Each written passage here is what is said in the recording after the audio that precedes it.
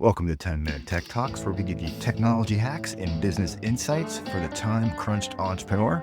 I'm your host, Jonathan Kirsting with the Pittsburgh Technology Council and TechVibe Radio. Today, we're diving into the fast-moving, slightly chaotic, and very real world of AI and cybersecurity with Isabelle Syring and Robert Ragan of CUSTOS IQ. Everyone, and I mean everyone, is using AI. Employees are testing tools. Teams are dropping company data into large language models. Copilot, ChatGPT, browser-based AI tools, they're all showing up inside workflows before policies and security controls even have a chance to catch up to them. And that is where CUSTOS IQ comes in. And this quick cut from my TechVibe Radio show, Isabelle and Rob explain why AI is not just an IT issue, it is a business risk issue, a data governance issue, and in industries like energy and manufacturing, potentially a critical infrastructure issue. So put on your boots, we're heading into the AI Wild West, where the bots are fast, the data is precious, and the humans still need to keep their hands on the... And I started this whole show off talking about the Wild West of AI. I get a front row seat to it. You get more of you're in the trenches. I get the front row seat. And I'm just like, oh my goodness, there's some craziness going on out there. Rob, what is making it so wild, for lack of a better term? The thing that makes it so wild is there are typically no policies that people have in place on the use of AI.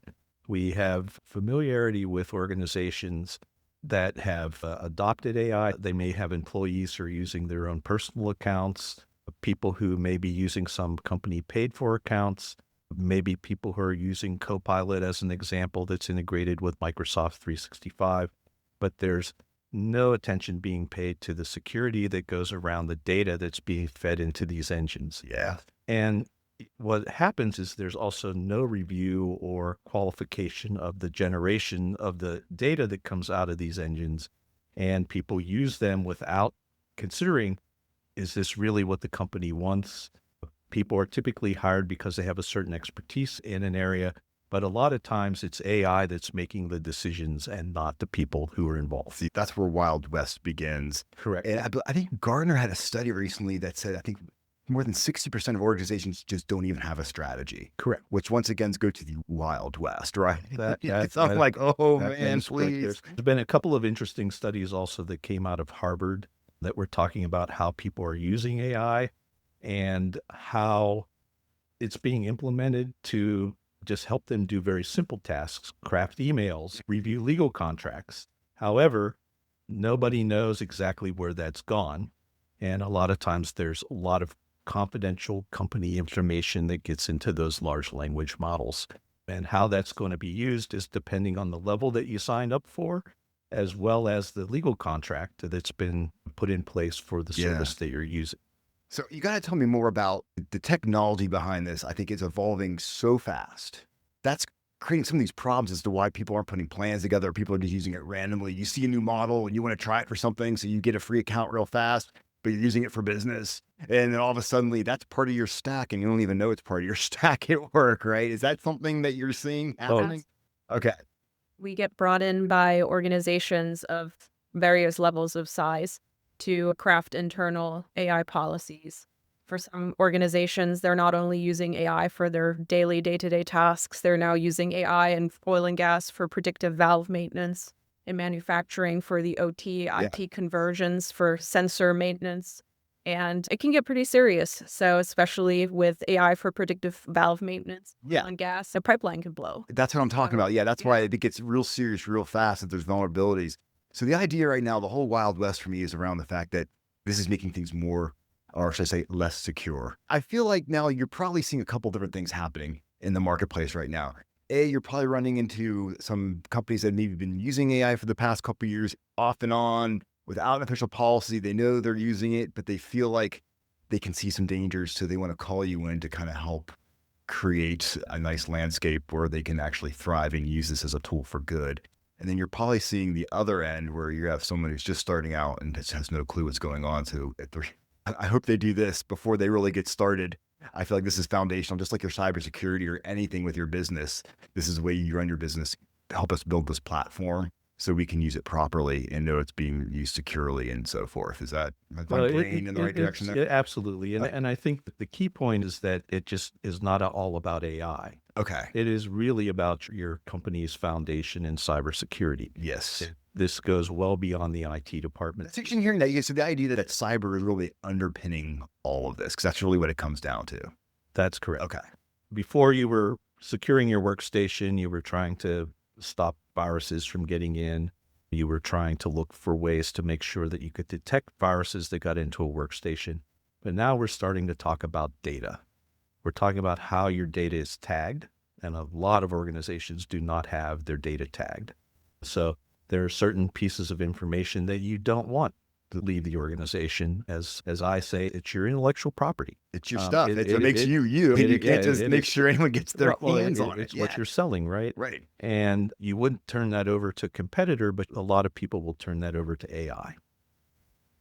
You say it's like relaxed as well too, because it's absolutely. Well, we see it all the time. I know. And it's crazy. And there's all sorts of different implications that go on with that, from, oh, my IP's now out on the internet and my competition can go pull it up in ChatGPT or Copilot or whatever. There's also the issue of that these large language models have recently had some very serious hacks done to them. I haven't heard about that. Isabelle can talk about. Tell me. So we were talking about LLMs being hacked now. Yeah. It's like, once again, a new target for people that completely, Correct. Yeah. Okay. So tell me, please, Izzy, you know this stuff. So in our two biggest fields, which is energy and manufacturing. So the biggest attack surface that we see with AI is either model poisoning or data accuracy. So either an attacker is going to reframe questioning and reposition questioning so many times until they have been able to poison a model and they can then extract the data out of it. This recently happened with one of the very well-known LLMs that I'm not going to mention here, but they were able to gain privilege escalation into the model. They wrote a Python script and they were able to extract 200 million tax returns out of a government agency that was using this AI model to enumerate these tax returns. Oh my goodness. See, that's the type of thing when I hear that, it's like, yeah. And then in energy or in manufacturing, what we're also seeing is for this predictive maintenance that people are trying to utilize for their sensors where it's applicable. If your data isn't right and the data is being targeted and it's being destroyed or it's wrong, and then it gets fed into these AI-powered sensors, predictive maintenance could be off. You could be wasting a lot of time.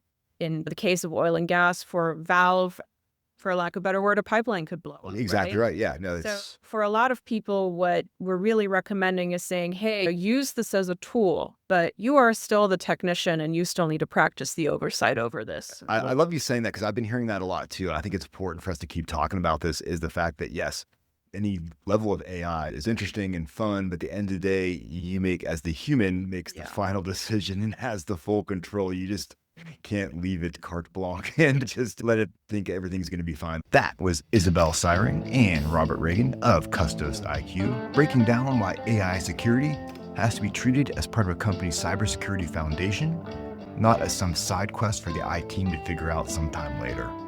The big takeaway: AI can absolutely be a powerful tool, but it needs policies, oversight, secure data practices, and experienced people asking the right questions.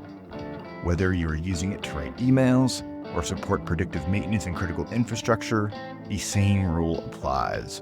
Don't let the machine outrun your judgment. You can learn more about CUSTOS IQ at custosiq.com, and you can catch the full conversation on TechVibe Radio from the Pittsburgh Tech Council. I'm Jonathan Kirsting. I appreciate you listening to 10-Minute Tech Talks, where Pittsburgh Tech gets distilled down to the stuff you can actually use.